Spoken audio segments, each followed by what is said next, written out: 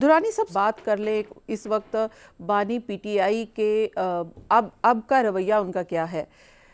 मुज़ाकरात की बात हो रही है कि पीटीआई अब मुज़ाकरात की तरफ जा रही है और कुछ कमेटी भी बना दी गई है, लेकिन बानी पीटीआई ने हाल ही में मुलाकात की है और उसमें उन्होंने तरदीद की है और वो ये कहते हैं कि अब ये जो कुछ उनकी क़यादत कर रही है, जो एक्टिव क़यादत है और जो वो डायरेक्शन दे रहे हैं वो डिफरेंट है।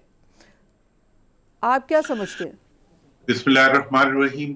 देखें, जो जैसे ड्राइविंग होती है ना, गाड़ी कोई भी हो, ड्राइविंग के सर्टेन प्रिंसिपल्स होते हैं। इसी तरह हुकूमत और सियासत के हालात कुछ भी हों, उसके भी सर्टेन रूल्स एंड प्रिंसिपल्स होते हैं।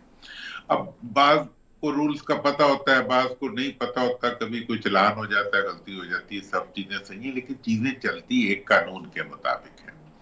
इस वक्त की जो सियासत है उसका तकाजा, मुल्क की सियासत का तकाजा ये है कि आपस में डायलॉग हो, और ये जो इस वक्त एक फंस चुकी है हर चीज, इसको उसमें से निकाला जाए। तो उसके लिए अगर डायलॉग होने हैं तो डायलॉग का तो एक ही तरीका है, उसका अख्तियार बानी पीटीआई के पास भी नहीं है और बानी पीटीआई की किसी कमेटी के पास भी नहीं है।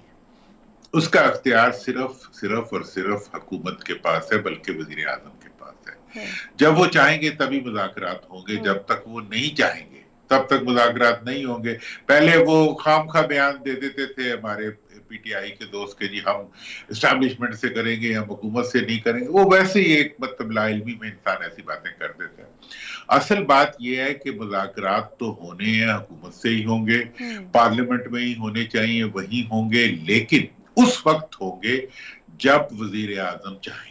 दुरानी साहब, ये तो अभी का स्टैंड है जो इस वक्त पीएमएलएन या हुकूमत कहें ले रही है कि वो अभी मुज़ाकरात की तरफ नहीं आ रही जब से पीटीआई ने एक कमेटी बनाई है। लेकिन उससे पहले तो बारहा हुकूमत की जानिब से ऑफ़र की गई है और जब प्राइम मिनिस्टर ने हलफ उठाया था तभी कहा था कि आएँ पार्लियामेंट में बैठें, मुज़ाकरात करें, बातचीत करें। तो उस वक्त बानी पीटीआई ने ये कहा था कि उनकी किसी भी सियासी जमात से बातचीत नहीं होगी, उनकी बराह रास्त अगर बातचीत होगी, मुज़ाकरात होंगे तो वो सिर्फ और सिर्फ एस्टैब्लिशमेंट से होंगे। ये उनका अपना बयान है जो कि है।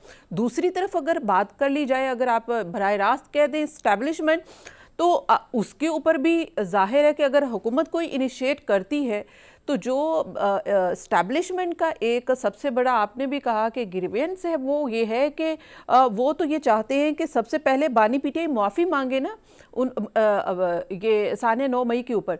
तो देखें, एक एक करके दोनों इश्यूज को डील कर लेते हैं। 9 मई का जहां तक ताल्लुक है, उसमें एस्टैब्लिशमेंट जो है वो एग्रीव्ड पार्टी है जी। उन्होंने अपनी एफआईआर दर्ज करवाई गई है हुकूमत के पास। मतलब ये है कि उन्होंने अपना ग्रीवियंस जो है वो हुकूमत के पास, हुकूमत ही सब कुछ करती है, हुकूमत के पास नोट कराया हुआ है, हुकूमत उस पर कोई इकदाम नहीं उठा रही। मैं ये बारहा बता चुका हूं कि हुकूमत ने अभी तक 9 मई के किसी भी ग्रीवियंस के अगेंस्ट कोई कार्रवाई नहीं की। उन्होंने कोई इस्तगासा तैयार नहीं किया, उन्होंने कोई प्रोसिक्यूशन तैयार नहीं की। अब आप मुझे बताओ कि बानी पीटीआई को आप किस तरीके से मुल्ज़म से मुजरिम बनाएंगे without having a prosecution process? क्योंकि मुल्ज़म से मुजरिम बनाने का अख्तियार सिर्फ और सिर्फ अदालत के पास है, और वो अदालत का अख्तियार जो है वो हुकूमत का बनाया हुआ केस ही। ये तो बानी पीटीआई माफी मांगे, किस चीज की माफी मांगे जब आप उसको प्रूव ही नहीं कर रहे कि he has done something wrong? मतलब आप मेरे से माफी की तलब कर रहे हैं ये बताए बगैर कि मैंने ये गलती की है। गलती बताने का तरीका देखें, जो अग्रीव्ड पार्टी होती है वो तो बहुत से लोगों को अपना मुजरिम समझती है, लेकिन असल में मुजरिम कौन होता है?